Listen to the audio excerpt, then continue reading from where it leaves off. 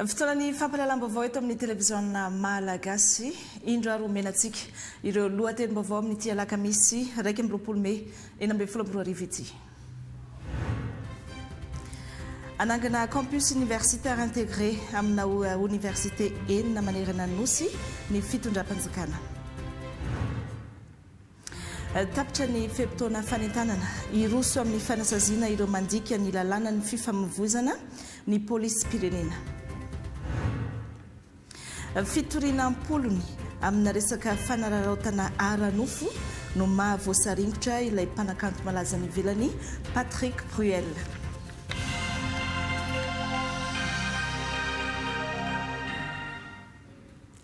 Miarahaba klasy tompoko vavy manasantsika hanaraka ny fampalalam-baovao hatramin'ny farany nosoka fanandroany tamin'ny fomba ofisialy ny fanamariana ny faha-80 taona ny joroan'ny Akademia Miaramila Malagasy ao Antsirabe izay mampiofana ho manamboninahitra ny tafika.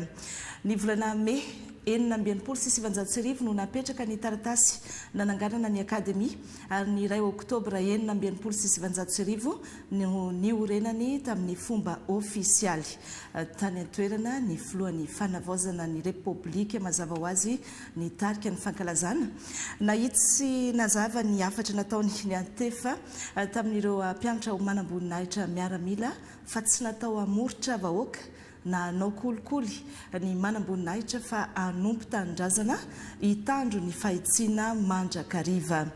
Ny televiziona malagasy any Antsirabe no hitondra ny antsipriam-baovao.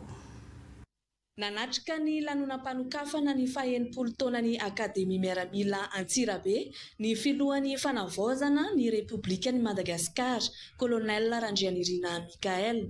Nandritra izany no nanamafisany filoha ny mahazava-dehibe ny fanofanana sy ny fanatsarana hatrany ny fahaiza-manaon'ireo manamboninahitra eo anivon'ny tafika malagasy.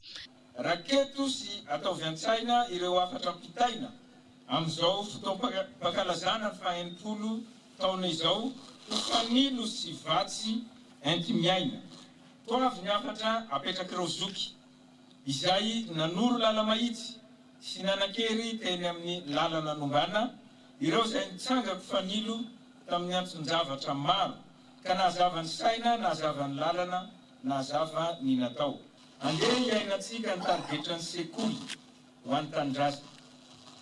Aza atao zara etra eo aminareo izany fa atao zara fitia ho an'ny piray-firenena sy ny tanindrazana iombonana. Rehefa mireharenao manambonatra dia tsy amoriporotra vahoaka fa hiaro ny vahoaka. Rehefa mireharenao fa manambonatra dia tsy ho be kolikoly. Rehefa mireharenao fa manambonatra dia manompo ny tanindrazanao. Rehefa tia ny tanindrazanao ianao dia tia ny firenena, tia ny zavatra rehetra ao aminy dia hanompo azy anao izay hampiroborobo azy ho reharehany ty sekoly izay mamitsika rehetra ity. Rariny loatra ny anambaran'ny taona fa fanantenana nofonosony vato na milakafatra sy ny antopisiany fotoam-pakalazana toy izao. Fanantenana mifototra amin'ny fahamendrehana. Tiana hipetraka maharitra ao am-po sy ao an-tsain'ireo taranaka ty aoriana izany mba ho tahafin'izy ireo. Fa ny soa fianatra ny tsara fakataka.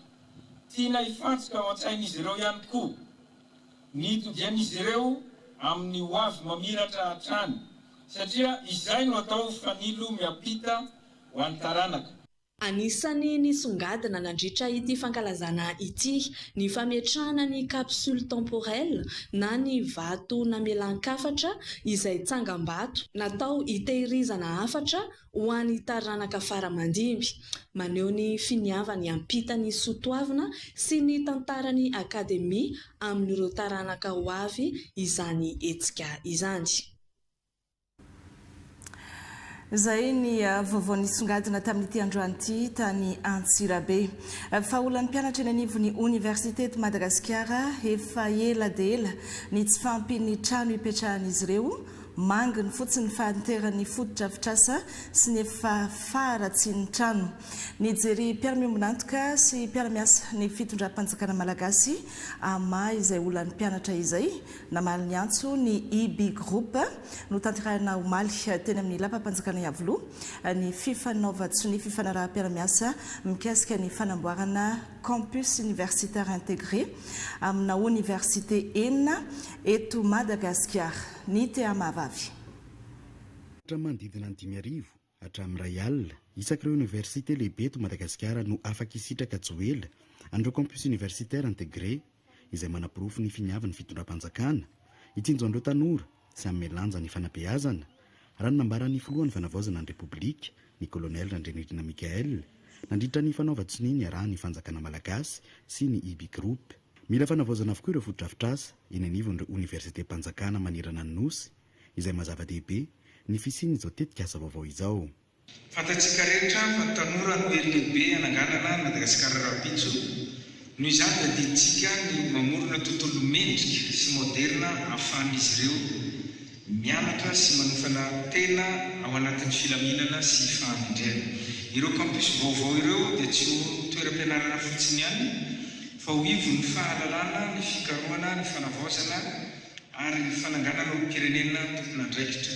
Hoantsika tanora izay kendrena ampiasa an'ireto fotodrafitrasa reto dia ianareo tanjona lehibe amin'ny ezaka atao fanjakana tianay hanana fahafana mitovy amin'ny tanora maneran-tany ny tanora malagasy azo fanabeazana avolenta ary ho vonona andray anjara amin'ny fampandrosoana firenentsika. Ny herinandro avy izao dia efa hanomboka sahady ny dinika iarahan'ny fitondram-panjakana amin'ny vondrona IB Group mikasika ny fanatanterahana an'ireo tetikasa ireo.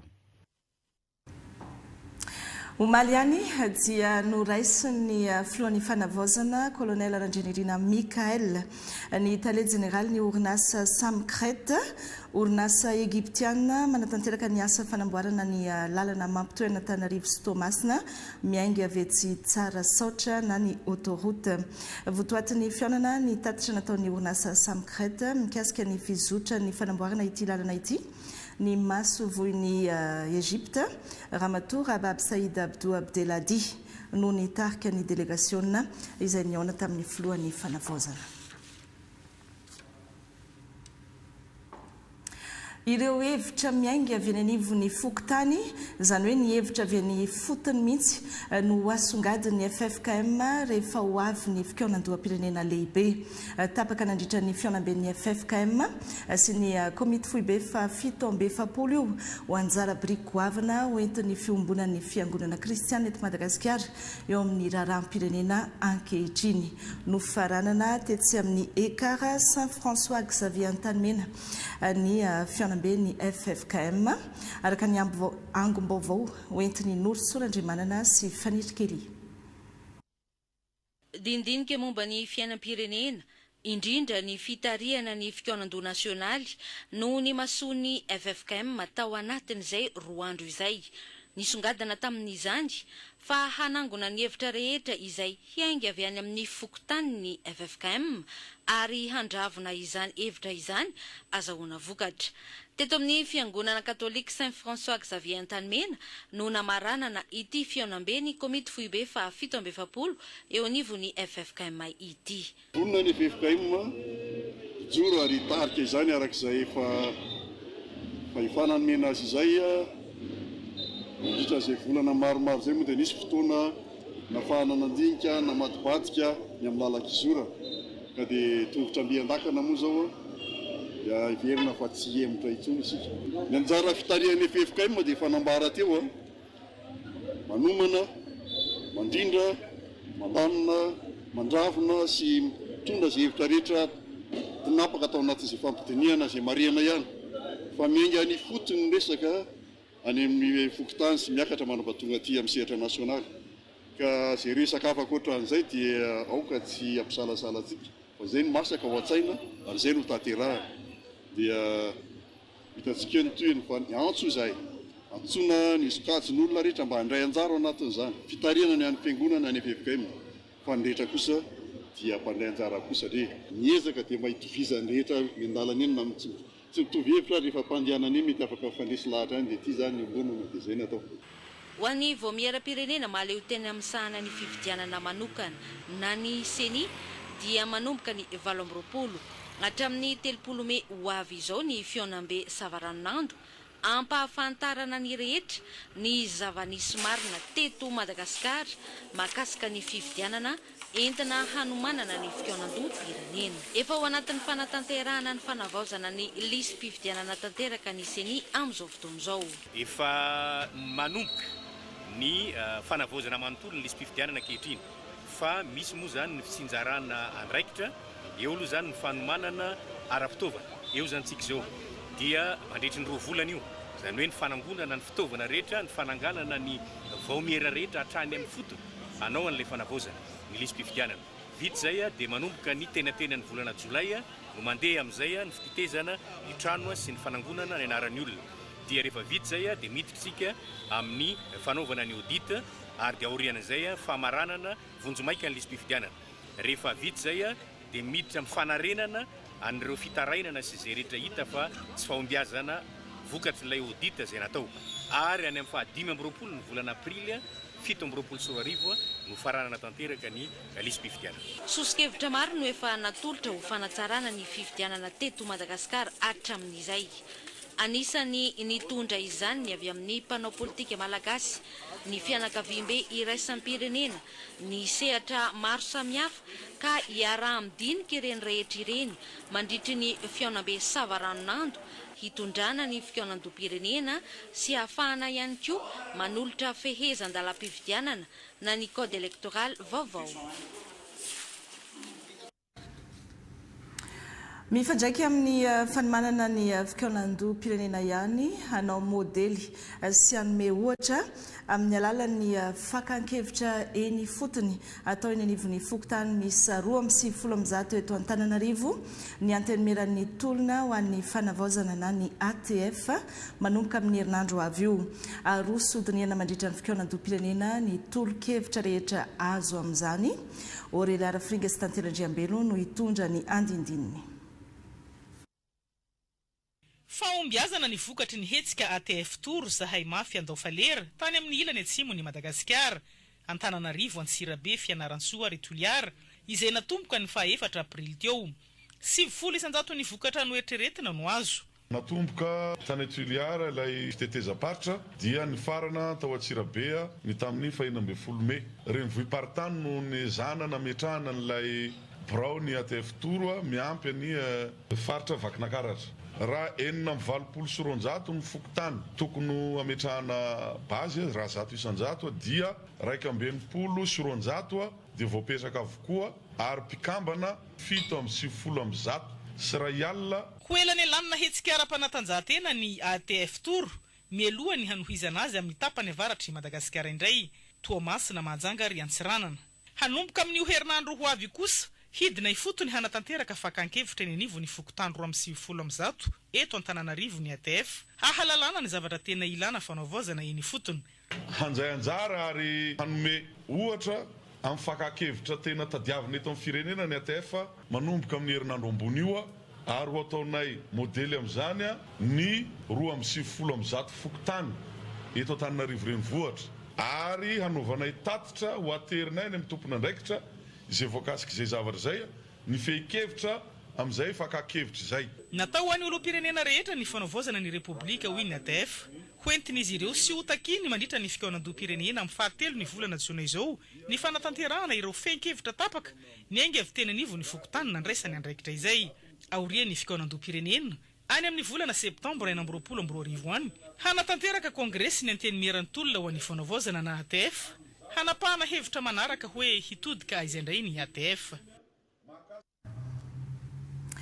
Andranjara mavitrika rehefa manana tolo-kevitra ho aroso mandritra ny fionan-doha-pirenena amin'ny eto amintsika ihany koa ny vovonana zanaky ny hazo manga ny Madagasikara nambarany tompon'andraikitra fa efa mijoro ireo rafitra iandraikitra izany tanjon'ny fikambanana ny famerenana ny asy ny ray aman-dreny eto amin'ny firenena sy ny fampanjakana ny soatoavina malagasy izay heverina ho fototry ny fampandrosoana. Sandra Coutoarson, Joël Sanandriamparany.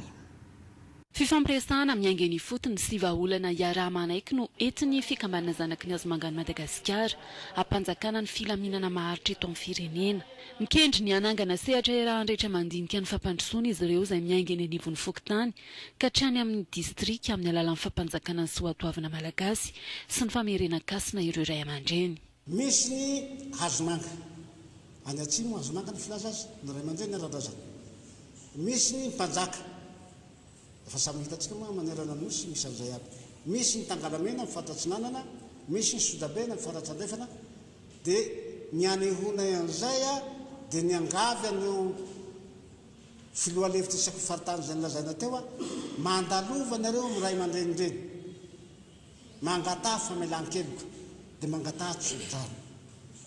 Dia miainga amin'ny soatoavana malagasy dia misy isampahatra reny zany nitondranay le sosokevitra mipakatry amin'ny fikanondroam-pirenena nasionaly. Hitondra ny anjara birikiny amin'ny alalan'ny fikanondroam-pirenena ny vovonana ka nanolotra sosokevitra hiverina fa afaka hitondra vahaolana sy hanohana ny fampandrosoana. Anaty repoblika zany lazay fa ny vahoaka ny Andriamanjaka, lazay fa ny vahoaka ny ray aman-dreny, lazay fa ny vahoaka ny fanjakana, kanefa tsy nahazo na ray milanja tamin'ny harem-pirenena raha ohatra ka vola, tsy nahazo na ray centigrame raha ohatra ka lanjay. Izay ny joroanay zany hoe amin'izao fanavaozana zao zany dia tokony tafiditra ao anaty lalam-panorena zany ny fizarana ny tombotsoam-pirenena amin'ny vahoaka sy ny fitondra. No marian'izy ireo fa ilaina ny fisindro ray aman-dreny sy mpanelanelana afaka mampiray ny malagasy rehetra tsy hankanavaka firehana politika ho famerenana ny asin'ny firenena sy hampanjakana indray ny fihavanana. Miainy etaetan'ny vahoaka ny fotony mitondra fanazavana mampahafantatra ny antony sy ny fomba fiasa mandritra ny hetsika fisoratana anarana biometrika atao eto amin'ny firenena ny tetika asa prodigie. Nisy ny fampiofanana ireo komity hitantana ny fitarainany ny fotony sy ny fakakevitra ireo vondron'olona ny fotony momba ity fisoratana anarana biometrika ity tany Taolaniaro. Priskara Kotona Andrasana sy Andra Jonarvao. Tawarina ny fiofanana nomeny tetika asa prodigie na ny projet de gouvernance digitale ho an'ireo tompona andraikitry ny tanàna teto amin'ny commune Andrenivohitra Faradofay dia mahafantatra tsara ny atao hoe herisetra izy ireo ary afaka manome vahaolana sy torolalana ho an'izay mety hiaran'izany. Ohatra ka misy karazana herisetra zany dia afaka maneho fitarainana aloha le olona. Dia raha ohatra ka manao fitarainana izy zany dia raketina izay fitarainana izay raketina an-tsoratra dia jerena hoe karazana fitarainana tohinona le izy, ohatra hoe kolokolo ve, fanilikiliana ve, ohatra sahala amin'izay zany dia par rapport amin'izay dia traitena le izy. Dia avy eo raha ohatra ka ilaina ny fiantsoana numéro vert dia miantso ny comité de gestion zany miantso ny laharana 633.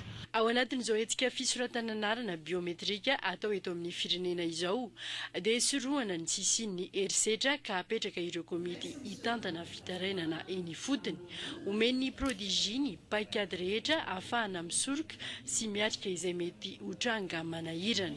Efa nisy karazana par rapport amin'ny fiainantsika ao anatin'izao enrôlement biometrika zao dia mety possible misy fanilikiliana tokoa ohatra amin'izany raha ohatra ka milahatra le olona dia milahatra izy zany par rapport amin'ny hoe misy eto an-toerana angambany 700 isanandro par quartier zany zay ny tadiavina anatin'ny fahatomombanan'ilay enrôlement biometrika io zany. Dia raha ohatra ka efa misy olona milahatra eo zany ataontsika hoe 10 dia tonga ao zany ataontsika hoe za mihitsy ny tonga dia aleo tonga dia atao voalohany fa za mbola maika sindana dia efa tafiditra ao anatin'ny fanilikiliana herisetra zany hoe tsy maintsy manaraka soamantsara ny lamina sy ny fandaminana ao anatin'ny tetikasa atsika zany mba tsy hisy an'izay fanilikiliana. Nisy ihany koa ny fakan-kevitra momba ny fahazahoan'ny olona ny atao hoe fisoratana anarana biometrika ka ireo solotena avy amin'ny Fokontany sy ireo vondron'olona marefo ateto amin'ny commune Andrenivohitra Faradofay no natsoina hiatrika izany. Talohana eny resaka fifiranan'ny maso atao misy zavatra hafa zany fa amin'izao zany zahay izay vao mazava aminay hoe milamina soa ny biometrika. nazavaina nandritra ny fiofanana moa fa atao lahara-pahamehana ireo vondron'olona marefo mandritra ny hetsika fisoratananarana biometrika. Iverenantsika vetivety ny mikasika ny fanomanana ny fikaonan-doha-pirenena voaboasana sy adi-kevitra mandritra ny fikaonan-doha nasionaly anatin'ny 2 andro eny amin'ny tranobe ny varotra sy ny indostria eny Antaninarenina ny fanatsarana ny tontolon'ny fanjifana eto Madagasikara. Rehefa vita izay dia ho atolotra hodiniana mandritra ny fikaonan-doha-pirenena ny hevitra rehetra mivoatra ao anatin'izay. Ako ny fikaonan-doha nasionaly nataon'ny mpiaro-ny zony mpanjifa hoentin'ny Aurélie Arifringa sy Tantely Andriambelo ny andindiny-baovao. Misandraka amin'ny sehatra maro ny fitarainana voaraina ireo fikambanana mpiaro-ny zony mpanjifa eto Madagasikara. Santionany amin'izany ny fanaovana ankilabao eny anivon'ireo tobi-pahasalamana. Ny tsy fananana fahalalahana hiditra amin'ireo toerana rovana noho ny antony arabola nefa samy malagasy. Ny tsy fanajana ny mpanjifa eo amin'ny tontolon'ny fitaterana. Antony anatanterahana izao fikaonan-doha nasionaly ho an'ny fanaovozana ny fanjifana izao. Iresahana indrindrandrindra ny hoe ny antony izay fitarainanao izay ary indrindra ihany koa hanomezanao vahaolana izay fitarainanao izay satria ao anatin'ity fitondrana fanavozana ity dia mihaino ny etaetantsika mpanjifa ary miezaka mamany zany olana sedraintsika mpanjifa zany. Zara fa afaka manjifa ny zavatra ilainy amin'ny andavanandro ny malagasy hadino hatramin'ny fisian'ny norma sy ny kalitao tokony arahana. Mbola sarotra ny hiatrika ny fampandrosoana raha mbola marefo ny mpanjifa malagasy. Misy lalàna ve tokony hojerena, misy fepetra tokony ho raisina mba hahafahana miaro ny mpanjifa malagasy, mba hahafahana ihany koa mametraka amin'ny lanjany ny mpiaro ny zony mpanjifa ary ny farany dia ny hoe mba hahafahantsika manome kalitao io le zavatra jifaina amin'ny fiainantsika andavanandro satria noho izay le fahantrano izay dia zaratritsika mihinana, zaratritsika mitafy. Natao fampatsehivana fa andraikitry ny rehetra ny fiarovana ny zony mpanjifa. Antony izao fikaonan-doha nasionaly ho ny fanaovozana ny fanjifana izao. Tokony ikaon-doha hanambatra hery ny rehetra hiaro izay zo mahampanjifa azy izay fa tsy andro fotsiny ireo fikambanana mpiaro ny zony mpanjifa.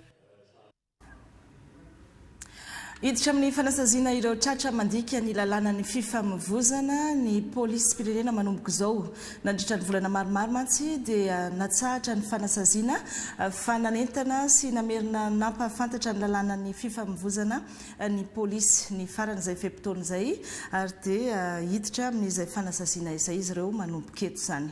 Maritra Ramarikoto. Hoentitra ny fampiarana ny lalàna entina mandrindra ny fifamoivoizana araka ny nambarany eo anivon'ny polisy pirenena. Nandritra ny volana vitsivitsy dia nanantanteraka ny fanabeazana sy ny fanentanana ny amin'ny fanajana ny lalàna ny polisy pirenena. Manomboka izao kosa dia ampiarina ny fifehezana. Tao anatin'ny izay fampiatoana ny polisy de la route izay tsy midika hoe baranahany ny tany sy ny fanjakana. Fa kosa ny ompo natanteraka amin'ny fanabeazana amin'ny maha-olo-pirenena vanona dia nanabe izahay tamin'ny mpampiasa lalana rehetra tsy akanavaka na mandeha tongotra io na mandeha moto ny deux roues na ny tôbile na ny fitateram-bahoaka ihany koa mba famerenana ny olona anankiray mba hanaja lalàna ny tanjon'ny polisy pirenena mba tena ho fanentantsika anara-dalàna fa hoentitra mifampiarana ny lalàna ho amin'ny polisy rehetra manerana Madagasikara izay mpandika lalàna ary hoentitra ihany koa izahay ho amin'ny mpandika lalàna rehetrarehetra ho an'ny fandikana ny lalàna fifamoivoizana tsy misy olona zany ho ambony lalàna na iray ary eto amin'ny tany sy ny repoblika amin'ny fampiarana zany lalàna amin'ny fian'ny fifamoivoizana izay tombony ho antsika ny fampiarana ny lalàna iarahantsika malala fa tena misy manao fananina manao tsinitsinina fotsiny tsotro izao. Atomboka eto Antananarivo renivohitra ny fametrahana ny lamina. Aokatsika mba samy anaja sy ifampifehy amin'izay fanaran-dalàna izay satria raha tsy tanàna manana lalàntsika, raha tsy tanàna manana disiplinitsika aza mieritreritra fa androso na isy an'izay fiarahamonina mirindra izay satria betsaka ihany tsy ho faly amin'ny zavatra hoe raha hoana moa ny ekenareo ireo mpivarotra dia hipetraka eny amin'ny trottoir nefa izay fiarakodia ohatra amin'ny bus fotsiny izay tsy avenareo mijanojano eny ampovoan'ny arabe amin'izay tiana hijanona fa efa misy lalàna eto amintsika izay mame ny fifamoivoizana, misy ho an'ny tsena, misy ho an'ny mpandeha tongotra. Manentana aloha zay zao tsy maintsy goavy kosa ny fotoana ampiatra ny sazy koa izay. Tsy midika akory zany fa didijadona no atao rehefa mandeha mampiditra an'izay lafiny rehetra izay ao anatin'ny fanarahan-dalàna fa izay hoe fiarahamonina mirindra mba tadiavintsika eto amin'ity tanàna ity. Apetrakintsika foana hoe ny trottoir ho an'ny mpandeha tongotra, ny tsena ho an'ny mpivarotra, ny arabe ho an'ny fiara sy ny moto sy ireo natao handeha amin'izany. Manentana trano ny fiara-miasa amin'ny olom-pirenena tsirairay avy ny polisy-pirenena. Amin'ny fomba maro no ampiarana ny lalàna ary nisany ao anatin'izany ny fonja. Fonja namboarina manaraka ny fenitra iraisam-pirenena amin'ny lafiny fototra-afitrasa sy amin'ny fanajana ny zoma olona ny fonja be ny manjakandrina amin'izao fotoana izao dia vehivavy 2 no tazomina eny an-toerana. Rivarivonarivo eo amin'ny sarin'ny ministeran'ny fitsarana. Iray amin'ireo fonja 150 manerana ny Madagasikara ny fonja be eto Manjakandrina. Voafonja 250 ny voatazonato amin'izao fotoana izao raha mahazakatra amin'ny 300 ny fototra-afitrasa. Manaraka ny fenitra iraisam-pirenena ity fonja ity, ahitana ny fototra-afitrasa rehetra ilaina amin'ny maha-olona hanajana ny zofenin'ireo voafonja. Ny fonjan'ny Manjakandrina dia vao nitokanana tamin'ny 29 janvier 2026 teo. Misy efitra 5 eto anivon'ny fonja, ny efitra anankiray mahazaka 80 isa ary ny samy manana ny kidorony avy ny voafonja. Ary manaraka an'izay misy koa ny magasin de stockage eto, misy ny salle polyvalente, misy ny infirmerie, misy ny atelier. Misy raha teo ny sampandraharaha manara-maso ny fampanaraha-penitra sy ny fanajana ny maha-olona eny anivon'ireny fonja ireny. Ny sampandraharaha dia mijery ny na ny alehibe ny toerana hitazomana ireo voafonja ireo, misy ny zavatra rehetra ilaina amin'ny maha-olombelona ve, jery hoe madio ve ny toeram-pamonjana, madio ve ny voafonja tsirairay avy, manome sakafo miovaova ara-pahasalamana ary ampy iaina ny voafonja ao anatin'ny andro iray. Manomboka eo ampandraisan'ireo voafonja vao hiditra izay fijerena ny maha-olona izay. Misy ny dingana tsy maintsy arahina vantany vao tonga ety an-toerana ny voafonja iray. Vao tonga izy ireo dia mandeha ao amin'ny poste de garde, manao enregistrement amin'ny registre de croix, dia alaina sary izy, refesina, lanjaina ary atao visity médicale d'incarcération. Izany hoe misy dokotera tonga dia mandray azy ao, sanatria sao misy aretina mitaiza, sanatria sao tsy salama izy, sanatria sao dia naratra izy alohan'ny hiditra ao anatin'ny fonja. Misy fandraisana manokana tsirairay atao amin'izy ireo, mila esorina ny tafitra ao anatin'izy ireo. Satria ohatra ny olona rehetra miova toeram-ponenana, tsy fantany ihany koa ny zavatra hatrehany ao am-ponja, dia raisina manokana izy ireo rasurena. Manaraka an'izay ampahafantarina azy ireo ihany koa ny zo tokony hositrahany ao am-ponja. Ampahafantarina azy ihany koa ny zavatra azony atao ao am-ponja mahakasika ny fitsipika ifamehezana ao anatin'ny fonja.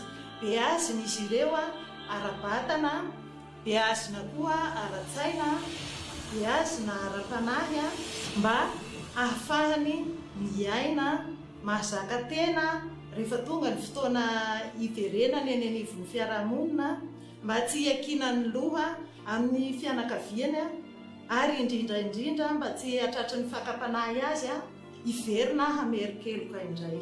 Misy mpitsabo ihany koa eto amin'ity fonja ity. Izy ireo no mandray an-tanana ireo voafonja raha sanatria misy trangana tsy fahasalamana. Misy ny efitrano manokana andraisana raha sanatria ka misy fahasarotrana ireo toetraretina tsirairay. Ny fanafody ao anatin'izany dia efa nanao ezaka tokoa ny fitondram-panjakana, nanao ezaka tokoa ny administration pénitentiaire sy ny ministera mitady ireo fomba rehetra ahafahana mitsabo ny olona voafonja manerana ny fonja rehetra eto Madagasikara. Raha misy kosa ny fahasarotana dia azo ataony mangataka lalana amin'ny hitsaboana tena ny ivelan'ny fonja. 3 volana Tamin'ny 4 mai natongavako teto fonja ny Anjakandriana. Tato vao tonga dia tato amin'ity chambre ity tena narary.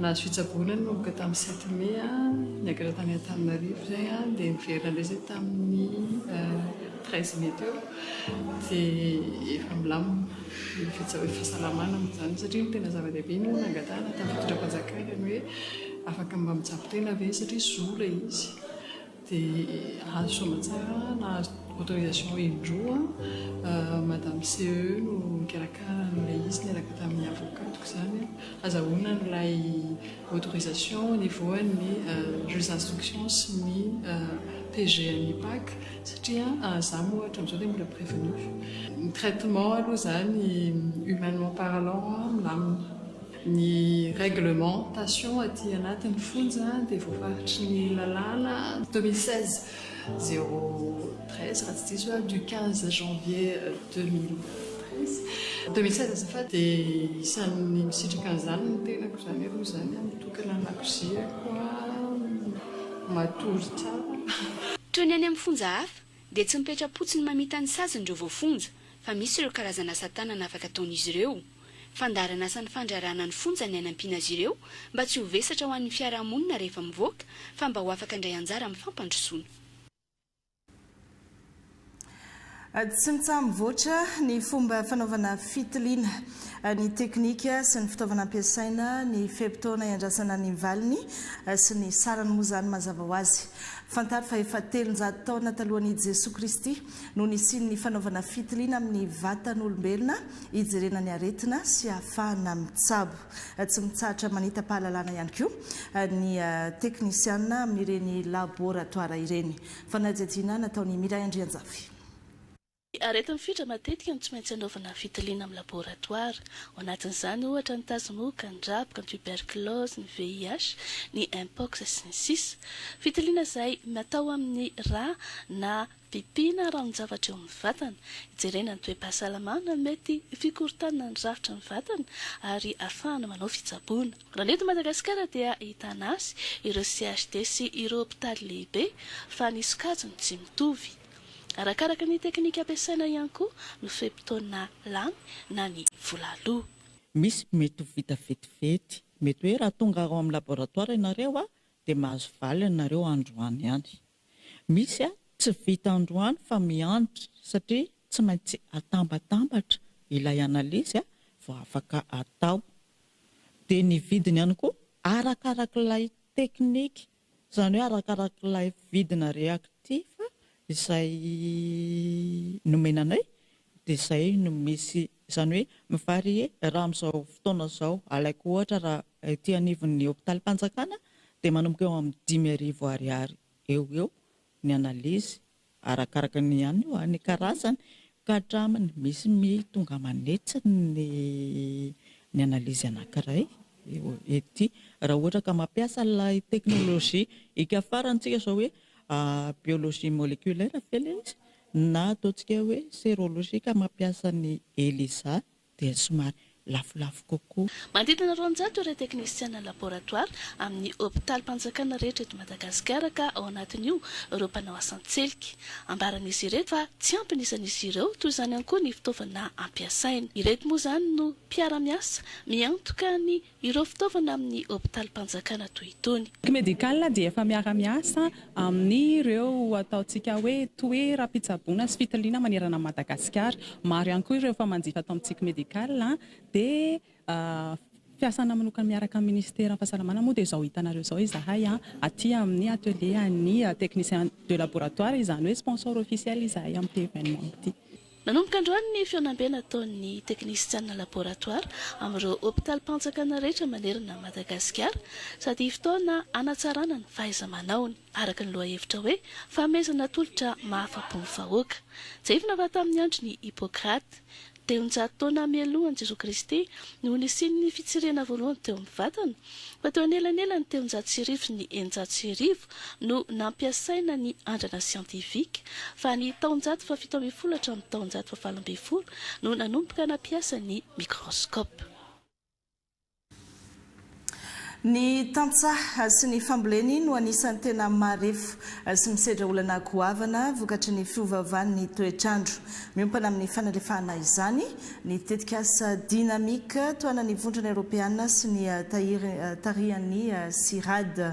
Nandritra ny efa-taona mahery no niasan'ny tetikasa tany amin'ny faritra Itasy. Ny farana ny tetikasa tantsaha maro no nisitraka tantsoroka tao anatin'izany. Mamso Hortensia, Ernirina Rasoloarjona. Tapitra tanteraka ny asa endreketan'ny tetikasa dinamika tato amin'ny faritra Itasy. Tato anatin'ny efa-taona dia tantsaha 3 mahery no nisitraka mivantana ny tetikasa ka vehivavy ny 5 isanjato amin'ireo. Anisan'ny asa lehibe nataon'ny fampiroboroboana ny fambolena agroekolodzika ary toerana fanaovana andrana 30 no napetraka taty amin'ny faritra Itasy. Raha tokantrano mpamboly 920 no nisitraka fanohanana. Ankoatr'ireo dia kit agroekolodzika 2 no nozaraina ho fanatsarana ny famokarana sy ny fiarovana ny tontolo iainana. Niova arak'izany ny fomba fambolena sy ny vokatra azo ireo tantsaha izay nahazo tantsoroka sy fiofanana. Traikefazoko zany tamin'ny rahana tamin'izareo akrisida dimanika dia teo amin'ny tetika fambolena hazo no nataonay dia tany amin'ny salina nisy anay ny sokajiana ny azo ny tany ambany torana sy ambony torana ary ny azo ambolena tany azo ambolena hazo dia teo amin'ny tany azo ambolena hazo ny bahanako toerana bebe kokoa. Tamin'ny teo aloha zay raha namboly hazo dia zanakazo tsokahatra ny nambolena. Raha mamboly folo zay dia mety ray mivelona na roa.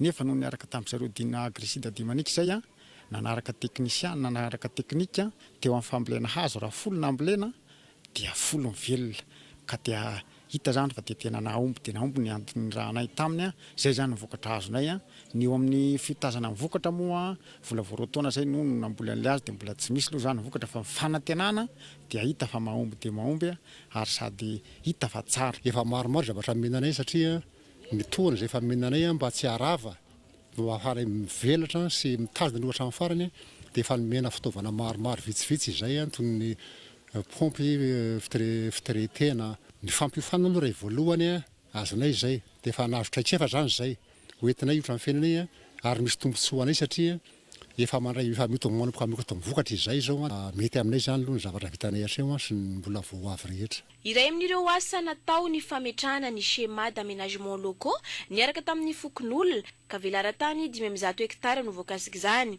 Teo amin'ny lafiny fikarohana sy fitaovana indray dia nametraka tobi-pamantarana ny toetrandro atao soavinandrina ary tobi-pandrefesana rano sy rotsakora natao ampefy teny amin'ny fariny Itasy ny tetikasa dinamika.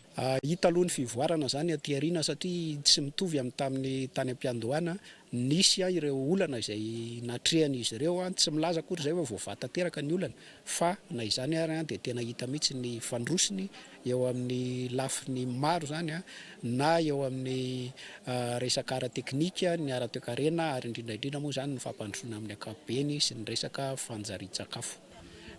Tapitra ny tetikasa ireo ampisehatra ireo zany amin'ny ankapobeny dia mbola misehatra ety amin'ny faritra na dia tapitra ny tetikasa zay zany anisan'ny zava-dehibe dia ankoatr'izay misy ny fifandraisana mandrakariva ihany koa moa zany amin'ireo sampandraram-panjakana. Amin'ny alalan'ny tetikasa dinamika dia manamafy ny fiara-miasa ho fampandrosoana ny fambolena maharitra sy mazaka ny fiovaovan'ny toetrandro ny fanjakana miaraka amin'ireo mpiara-miombina antoka. Tanjona ny ahafahan'ny tantsaha malagasy mampitombo ny vokatra sady miaro ny tontolo iainana no miantoka ny ho avy ny taranaka. Michael Pivot teratany Frantsay no mpanazatra vaovao ny ekipa pirenena malagasy Ankoay manomboka amin'ny taranja basketball lalaovin'olona 10 manomboka izao taorian'ny fametraha-pialan'ny mpanazatra teo aloha ankilan'izay dia fantarihany koa fa efa anatin'ny fampifondronana ny Ankoay izay hiatrika ny mondial ho an'ny basket 3 contre 3 izay atao an'ny Pologne amin'ny volana Jona. Kanto Panevarson sy Tantelindriambelo. Michael Pivot ity teknisianina frantsay ity indray no hitondra ny Ankoay na ny ekipa nasionaly malagasy ho antaranja basketball lalaovin'olona 10 teknisianina feno ary efa nanjombaka ny tompon-daka ny Frantsa ho an'ny latsaky ny 20 taona na ny U20 tamin'ny taona 2012 ary amin'izao fotoana izao dia ao anatin'ny ekipa teknika misana ny lafiny fiofanana ao amin'ny klubany Monaco. Lalao goavana miandry any Michael Pivot miaraka amin'ny Ankoay dia nidinga ny fifanitsanana ikarana amin'ny mondial 7 sy 20.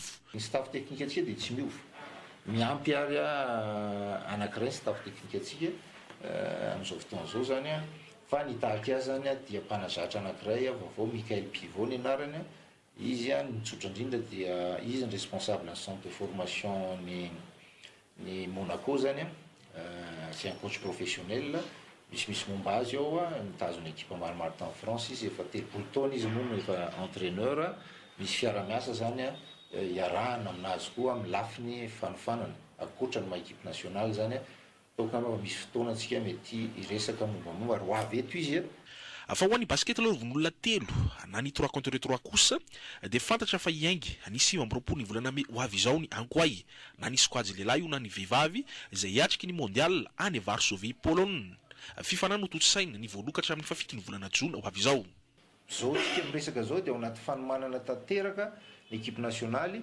efa tonga eto daholo ny mpilalao atsika satria tsara fantatra fa ny mpilalao atsika sasatsasany dia expatrié any firenena hafa dia efa eto daholo amin'izao ny équipe nationale tsika zany ka ny délégation zany andeha any dia joueur efatra joueuse efatra dia ny coach anankiroa tsy ivona fa ekipa sangany maneran-tany misy 20 na ho an'ny lehilahy na ho an'ny vehivavy no anjainjara amin'izay mondial ho tanterahina any Varsovie zay. Efa fantatsika loatra fa firenena telo no hiarandray ny mondial amin'ity taona ity amin'ny baolina kitra Mexique, Canada ary États-Unis. Kianja 12 no anaovana ny lalao amin'ireo firenena telo ireo. Kianja 3 amin'ny 12 no ao Mexique. Ireo kianja 3 ao Mexique andraisana ny mondial ireo no hitondrany Canton Everson fampahafantarana amintsika.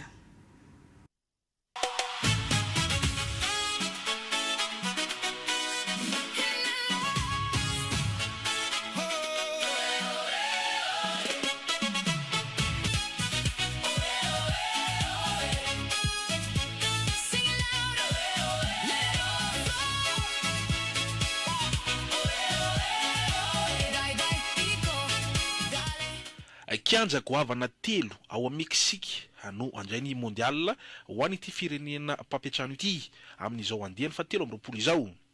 Ny kianja voalohany dia ny Estadio Akron ny sokatra ny 30 Jolay 20 ary mazaka mpijery hatrany amin'ny 709 sy 400 be izao. Ny bozaka ao aminy kosa dia pelouse synthétique.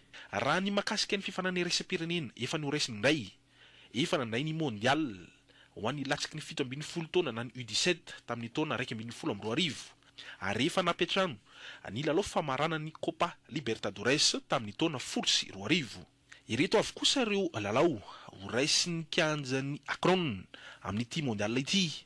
Anisan'izany ny fiorana eo amin'ny Mexique sy Corée du Sud, Colombie, RD Congo, Uruguay, Espagne ary ny lalao farany dia ny fionana eo amin'ny Corée du Sud sy République Tchèque. Kianja faharoa ny Stade Monterrey na ihany koa antsoina hoe Stade BBVA ny sokatra tamin'ny taona 2012 ary mazaka mpijery hatrany amin'ny 305 any hoany. Ny bozaka ao aminy kosa dia pelouse naturelle na bozaka natoraly. Anisan'ny lalao ho raisiny ity kianja ity ny fionana eo amin'ny Suède sy Tunisie, Afrique du Sud sy Corée du Sud ary ny fionana eo amin'ny Tunisie sy Japon. Ny kianja fahatelo farany dia ny Mexico City Stadium ny sokatra tamin'ny 7 Mey 1970 efa nandalo fanavozana 4 be izao dia tamin'ny taona 1970 amin'izao mondial nandeha ny 13 izao. Ireto kosa ireo lalao ho raisin'ity kianja ity. Anisan'izany ny fionana amin'ny Mexique sy Afrique du Sud, Ouzbékistan, Colombie, Mexique, République Tchèque ary lalao roa ho an'ny dingan'ny famaranana. Anisan'izany lalao tokana eo amin'ny dingan'ny faharoa amin'ny 30 izay atao ny 17 ny volana Jona ary ny lalao tokana ho an'ny dingan'ny apany amin'ny 10 atao amin'ny 15 ny volana Jolay.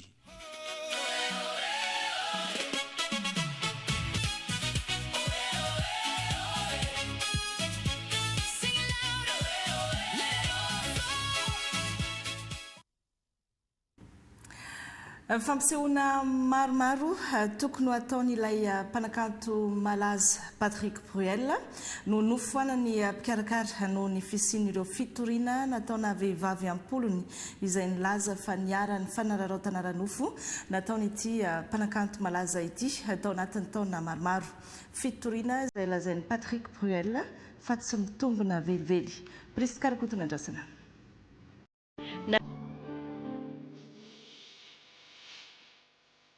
Qui a le droit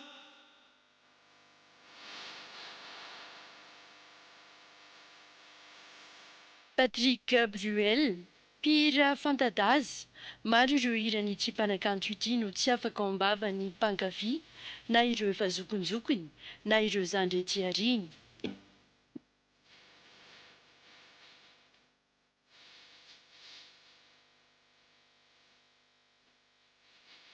Fito amby enimpolo taona Patrick Bruel ankehitriny, mbola tsy lehilaza.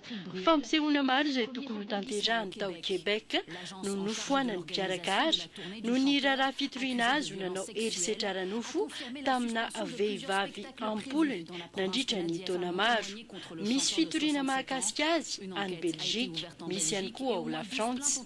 Iray amin'ireo vehivavy nitory any Patrick Bruel, ilay mpanentana fandaharana malaza antsoina hoe Flavie Flamand, izay nilaza fa niara-ny herisetra ara-nofo nataony Patrick Bruel, fony izy 40 taona.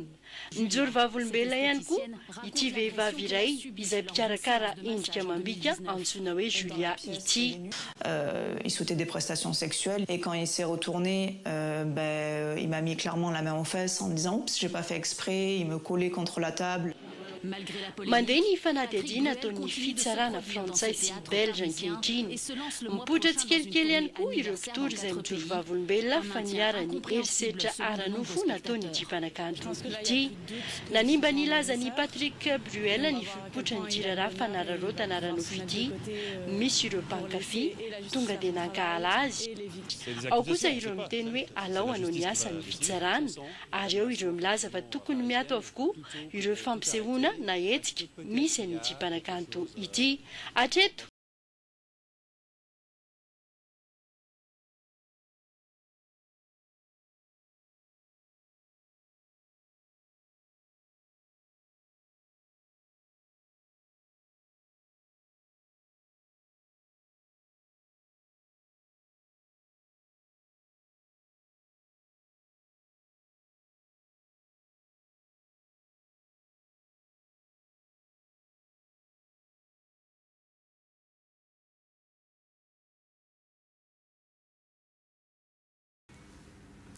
ireny vaovao tany ivelany virenantsika ny eto antoerana sekolim-panjakana maromaro no azo toana ampiarana ilay antsoina hoe école numérique, izany hoe ampiasana ny teknôlôjia moderna eny anivon'ny sekoly. Ny CEG Nansana no nomena fitaovana voalohany ho fanomboana izany. Maritra Marikoto, Jakira Kotomanga. Anafanganana ny fomba fiasa sy ahafahana manaraka ny fivoarana ary fanatsarana ny kalitao fampianarana no ampiasana ny teknôlôjia vaovao sy avolenta. Kit complet ahitana solosaina, tablette, radio sy ny fitaovana maro samihafa no natolotra ny sekolim-panjakana maromaro, ahitana ny EPP sy ny CEG Nansana, ny EPP Antandrokomby, EPP Andrononibe sy ny EPP Ankaropato. Vokatry ny fandaharan'asa école numérique, fiara-miasa ny ministera ny fanabeazam-pirenena sy ny Orange Madagascar. Ankoatra ny fampitaovana dia mahazo fiofanana ihany koa ny mpanabe. Nahazo izahay tablette 10 vidéoprojecteur ary ordinateur. Afaka ampiasan'ireo mpampianatra any amin'ny resaka programme scolaire iray manontolo satria efa misy rakitra tahiry ao anatin'ireo tablette ireo ampiasaina amin'ny matière rehetra izay azo ampiasaina azy, izany hoe manampy be dia be ny mpianatra ahafahana mitrandraka an'izay rehetra mahasoa amin'ny resaka fianarana. Raha taloha ny mpianatra no zarina tao anatin'ny lecture na boky izay tsy hita ny maharatsy azy ary tena hita fa tokony mbola ho trandrahana sy apresiana ny mpianatra na amin'izao fotoana izao dia ny ampy kokoa zany a fanamorana kokoa an'izay documentation ho an'ny mpianatra izay sy ny fampitana ny fahaizana ho an'ny mpianatra. Ireo nahazo formation voalohany no manaparitaka indray ny formation ho an'ny mpianatra namana sy ho an'ny mpampianatra namany. Notolorana fitaovana nomerika ihany koa ireo mpianatra nahazo ny salan'isam-bony tamin'ny taom-pianarana. Manodidina ny 300 ireo sekolim-panjakana manerana ny nosy efa nisitraka ny ekôly numerika, fomba fiasa izay omena lanja ampiroboroboana ny fampianarana. Izay no masaka naroso tamin'ity androany ity ankasitrahantsika rehetra nanaraka hatramin'ny farany ankasitrahany ihany koa ny ekipa teknika Yantsarakotomanana no miaraka aminao manomboka rahampitso ny tenako mametraka ny veloma mandra-piaona ho amin'ny alatsinainy indray mirary soarito klasy Fafy.